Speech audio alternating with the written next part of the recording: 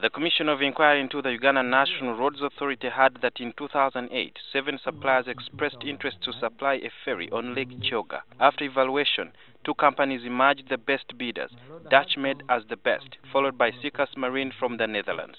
The UNRA Contracts Committee thrice sent back the documents for revaluation as confirmed by former Mechanical Services Manager Retreat Kyakizza and Inspector of Vehicles and Ferries, Kabaka Bernard. What went on in your mind? Did you think there was probably undue influence being exercised by the contracts committee? I assumed that they had their own interest.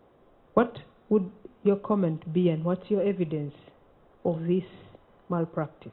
The and contracts committee erred. They should not have moved the way they moved. After a protracted procurement process, Damen Shipyard, which was earlier rejected by the evaluation committee because it did not meet the standards, was awarded the contract. It was unfair in a way.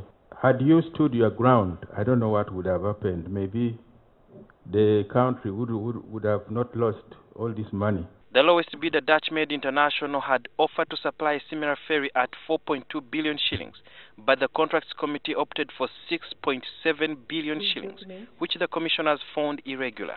Compared to what you have at an extra 800 euros, do you think you achieved value for money? I think there was value for money.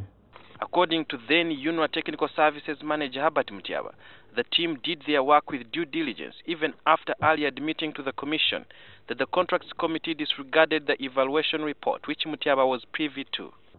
My body language may not have shown. According to UNRA engineers, before a ferry is insured, it must have well-trained technical staff to run it, have the safety gear that conforms to the standards, and the ferry should be mechanically sound. But more often than not, the Commission has discovered that most of the ferries that continue to transport people in various lakes in Uganda are not insured. And one of the reasons could be that they do not meet the standards.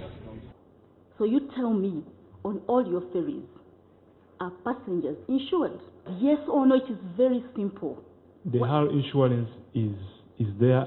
The Commission found that some UNRA officials smuggled in ferry suppliers for their personal interests. Sudil Biarhanga, NTV.